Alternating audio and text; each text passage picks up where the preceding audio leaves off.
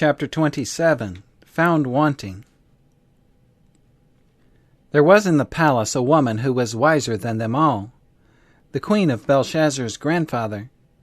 In this emergency she addressed the king in language that sent a ray of light into the darkness. "O king, live forever," she said. "Let not thy thoughts trouble thee, nor let thy countenance be changed. There is a man in thy kingdom, in whom is the spirit of the holy gods, and in the days of thy father light and understanding and wisdom, like the wisdom of the gods, was found in him, whom the king Nebuchadnezzar thy father the king, I say thy father, made master of the magicians, astrologers, Chaldeans, and soothsayers. Now let Daniel be called, and he will show the interpretation." Then was Daniel brought in before the king. Making an effort to brace himself and to show his authority, Belshazzar said, "Art thou that Daniel which art of the children of the captivity of Judah, whom the king my father brought out of Jewry? I have even heard of thee, that the spirit of the gods is in thee, and that light and understanding and excellent wisdom is found in thee. Now if thou canst read the writing, and make known to me the interpretation thereof, thou shalt be clothed with scarlet, and have a chain of gold about thy neck, and shalt be the third ruler in the kingdom."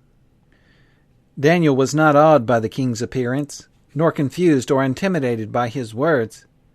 "Let thy gifts be to thyself," he answered, "and give thy rewards to another. Yet I will read the writing unto the king, and make known to him the interpretation. O thou king, the Most High God gave Nebuchadnezzar thy father a kingdom, and majesty, and glory, and honor. But when his heart was lifted up, and his mind hardened in pride, he was deposed from his kingly throne, and they took his glory from him.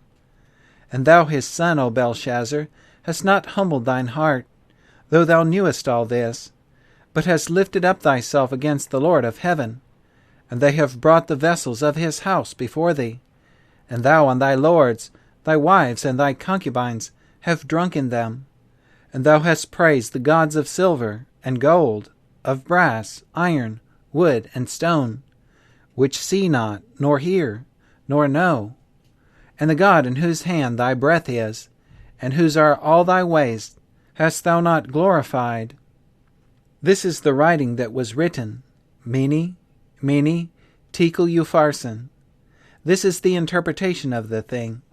Mene, God hath numbered thy kingdom, and finished it. Tekel, thou art weighed in the balances, and art found wanting. Peres, thy kingdom is divided and given to the Medes and Persians. In that last night of mad folly, Belshazzar and his lords had filled up the measure of their guilt, and the guilt of the Chaldean kingdom. No longer could God's restraining hand ward off the impending evil. Through manifold providences God had sought to teach them reverence for his law. "We would have healed Babylon," he declared, of those whose judgment was now reaching unto heaven, "but she is not healed." Jeremiah 51, verse 9. Because of the strange perversity of the human heart, God had at last found it necessary to pass the irrevocable sentence.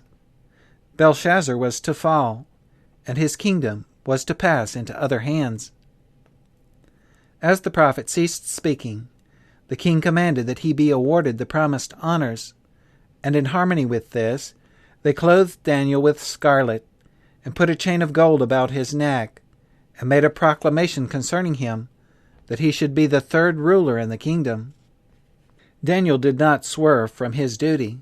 He held the king's sin before him, showing him the lessons he might have learned, but did not. Belshazzar had not heeded the events so significant to him. He had not read his grandfather's history correctly. The responsibility of knowing the truth had been laid upon him, but the practical lessons he might have learned and acted upon had not been taken to heart, and his course of action brought the sure result. This was the last feast of boasting held by the Chaldean king, for he who bears long with man's perversity had passed the irrevocable sentence. Belshazzar had greatly dishonored the one who had exalted him as king, and his probation was taken from him. While the king and his nobles were at the height of their revelry, the Persians turned the Euphrates out of its channel and marched into the unguarded city. As Belshazzar and his lords were drinking from the sacred vessels of Jehovah and praising their gods of silver and gold, Cyrus and his soldiers stood under the walls of the palace. In that night, the record says, was Belshazzar the king of the Chaldeans slain, and Darius the Median took the kingdom. Could the curtain be rolled back before the youth who have never given their hearts to God, with others who are Christians in name, but who are unrenewed in heart and unsanctified in temper, they would see that God's eye is ever upon them, and they would feel as disturbed as did the king of Babylon.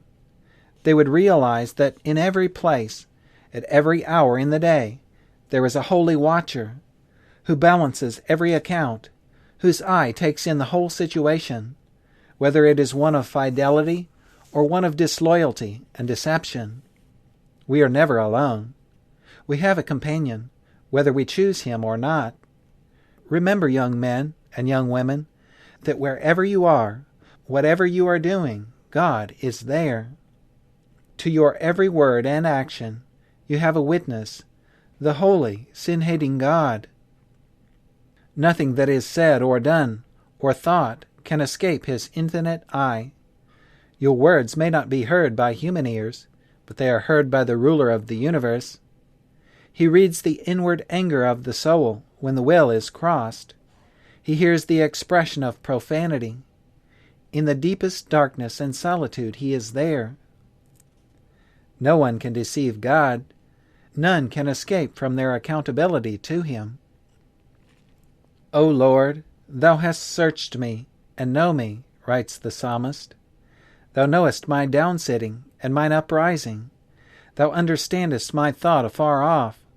Thou compassest my path and my lying down, and art acquainted with all my ways. For there is not a word in my tongue, but lo, O Lord, thou knowest it altogether. Thou hast beset me behind and before, and laid thine hand upon me.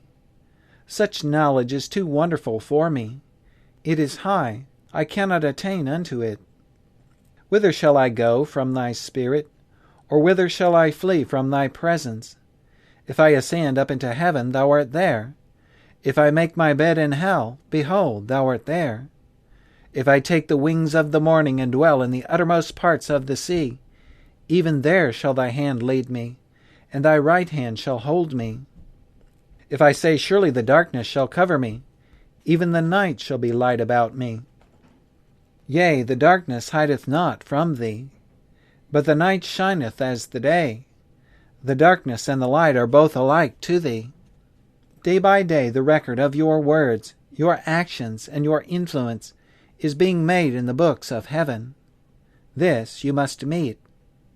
I saw the dead, small and great, stand before God, and the books were opened. And another book was opened, which is the book of life. And the dead were judged out of those things which were written in the books, according to their works. And whosoever was not found written in the book of life was cast into the lake of fire. I send you the note of warning to take heed. You are appointed to be laborers together with God. This responsibility you may ignore, but your action in so doing will bring its sure result. God has given to each of you your work. He has given you faculties, means, light, and knowledge, and He holds you accountable for the way in which you use these powers. We ought to give the more earnest heed to the things which we have heard, lest at any time we should let them slip. For if the word spoken by angels was steadfast, and every transgression and disobedience received a just recompense of a reward, how shall we escape if we neglect so great salvation, which at the first began to be spoken by the Lord, and was confirmed unto us by them that heard him? Youth's Instructor, May 26, 1898, Prophets and Kings, page 530, and also Youth's Instructor, May 26, 1898.